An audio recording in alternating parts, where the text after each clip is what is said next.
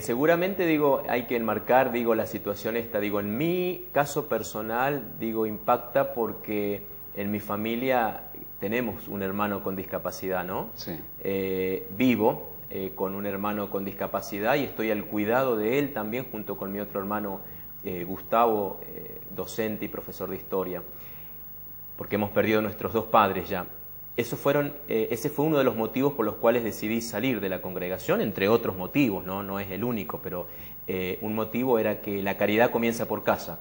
Entonces, digo, un gesto de compromiso era atender a los míos, que era en este caso mi hermano con discapacidad. Por eso es que toca un hecho así tan terrible como el de los abusos en el Instituto Próbolo, ¿no? De este equipo de religiosos que habían y laicos también que están comprometidos en el caso, ¿no? ¿Cuántos años estuviste ejerciendo el sacerdocio? Yo estuve 11 años en la formación y 12 años de ejercicio ministerial. Buena parte de tu vida. Gran parte de mi vida. Por eso cuando dicen, todo lo que la congregación te dio, no, te equivocas, todo lo que le di a la congregación, porque le di la vida, le di la militancia, le di el alma, el esfuerzo, el trabajo, digo, he dejado sangre en muchos lugares, no solamente en Mendoza, digo, yo he trabajado en Buenos Aires, en La Matanza, he trabajado en la Villa La Maternidad de Córdoba, donde está ahora actualmente la terminal de Córdoba, he trabajado en Tucumán, en el barrio La Bombilla, lugares de extrema vulnerabilidad. Entonces digo por allí, estos de los datos de la pobreza, digo, hoy como nunca se vive la pobreza, ¿no? Y lo veo también en el merendero que tenemos atendiendo a 60 niños con sus familias. En Palmira. Palmira específicamente, claro. A 4 cuadras de mi casa tenemos un merendero, un espacio de inclusión social, no es solamente merendero, sino un lugar donde los chicos se educan, tienen deportes, se visten, tienen ropa y digo, todo el afecto y el cariño de la comunidad barrial. El otro día hicimos una nota justamente para pedir a la comunidad que de alguna manera también participe en esta acción. Ahora, volviendo al tema de los abusos, esta es una situación que se conoce dentro de la Iglesia y se conoce también fuera de la Iglesia, no los casos específicamente, pero sino hechos que son repudiables, indudablemente. Ahora, ¿son repudiables por la jerarquía eclesiástica en general? Yo creo que siempre hay una actitud lamentable que como ciudadanos, como fieles lamentamos, ¿no? En el fondo hay una actitud de esconder, de tapar, de meter debajo de la alfombra todos estos casos, ¿no? Y no nos ponemos en el zapato, en el cuero de una madre, de un chico sordo-mudo, que de repente viene y le expresa en el lenguaje de señas que ha sido abusado, que ha sido tocado. Digo, entonces nosotros, fieles laicos, los religiosos también, los pastores de la jerarquía eclesiástica, les falta ponerse en el zapato de los más necesitados, de los vulnerables, ¿no? Recién hablábamos fuera de cámara de la importancia de la opción preferencial por los pobres, cosa que está un tanto ausente en muchos religiosos, sean diocesanos, sean religiosos de congregación. Entonces digo esto de la opción preferencial por los pobres que atraviesan todos los documentos de la Iglesia, especialmente Puebla, Santo Domingo, digo, es lo que tenemos que poner en práctica. Salir un poco de las 4 paredes del confesionario, esto sucede por estar anquilosado y guardado en los templos, que por hermosas arquitecturas que sean, no es la Iglesia. La Iglesia es ese niño sordo-mudo que fue abusado. Entonces la Iglesia fue abusada, la Iglesia fue violada. Entonces digo, tenemos que pensarlo desde ahí. Si creemos que la Iglesia es cada uno de los miembros. Ahora, si creemos que la Iglesia es una columna, una pintura, una hermosa puerta, bueno, me parece que le estamos errando el vizcachazo. Durante toda la formación nosotros aprendimos que la Iglesia es la persona, los sentimientos, el corazón de cada una de las personas, especialmente del más pobre. De ahí viene la opción preferencial por los pobres. Entonces digo, tenemos que pensar en que no solamente han sido abusados estos niños sordos mudos, que es la Iglesia. Tenemos que pensar también el estado del abusador, del violador, un estado religioso en el cual prometió votos de obediencia, pobreza y castidad. Claro. Entonces digo, esto agrava la situación. Agrava la situación el hecho de que desde el arzobispado diga el vocero, nosotros no tenemos injerencia, cuando el Código de Derecho Canónico, en los 1752 cánones que tienen, hay un eje transversal que es la salvación de las almas, la preocupación de la Iglesia por las almas. Por eso yo decía la Iglesia que somos todos y las personas. No puede decir no tenemos injerencia, Cuando un religioso llega a una arquidiócesis, a una diócesis o a un territorio, el obispo del lugar, que es el ordinario del lugar, que así lo llama el código, tiene la obligación de llamarlo y decirle quién eres, de dónde vienes, tu formación, esta pregunta que vos me hacías así tan familiarmente, cuántos años tuviste en la formación, cuántos años ejerciste, de qué institución venís. No puede decir, vergonzoso, el arzobispo que diga, no teníamos noción, nadie vino a decirme, nadie me comunicó. Hermano, salí del arzobispado de las 4 paredes y andá a visitar cada instituto religioso. Ahora sí van a empezar, después de lo sucedido, pero empezá antes, hermano, sos el responsable de una arquidiócesis. No sos el responsable de un kiosquito en la esquina, sos el responsable de la arquidiócesis donde hay personas y donde hay abuso. Y esto no es de hoy, mi querido, esto viene ya desde la historia de la Iglesia y que lo sabemos. Hay muchos casos que están en la justicia, otros casos que están siendo curas religiosos golondrinas. ¿Por qué? Y porque los van trasladando de comunidad en comunidad. Lo derivan, sí. Entonces digo, a ver, la actitud dolorosa es esta. El no tomar el toro por las astas y decir, venga, mijito, usted cometió esto, vamos a la justicia. Yo, arzobispo, lo acompaño en la justicia. Por supuesto. Cristian, siempre dentro de la Iglesia hay distintas tendencias de compromiso, algunas, otros eclesiásticos completamente vinculados más a una cuestión burocrática, más ocupados en esa cuestión burocrática. Claro, es un movimiento mundial muy importante. Ahora, ¿es posible que se vayan dando esas transformaciones para ir hacia otro tipo de iglesia, que es lo que piensan algunos, que necesitan ese compromiso?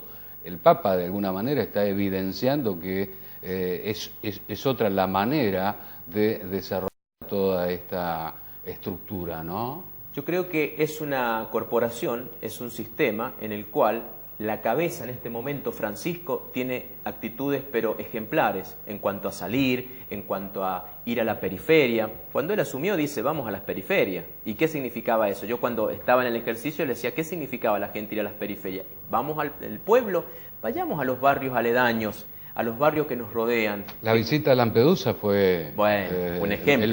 El primer contacto con la cantidad de inmigrantes. Ejemplar fue eso. Europa, pero ¿no? ¿qué pasa cuando vos tenés la cabeza que te da el ejemplo y hay una gran cantidad de miembros de ese sistema al cual yo hago referencia que no quieren saber nada con estos gestos? Claro. Y que prefieren quedarse en los documentos allá de Trento, en el Concilio de Trento, preconciliar.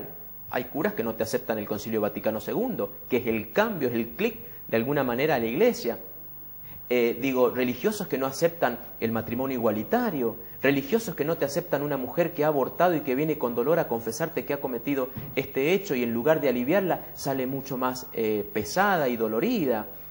La misericordia, la piedad, en muchos está ausente, hermano. ¿Pero por qué? Porque hay una rigidez, una mirada tan obtusa que no le deja ver de alguna manera el panorama amplio, que la sociedad, sufre diversas situaciones.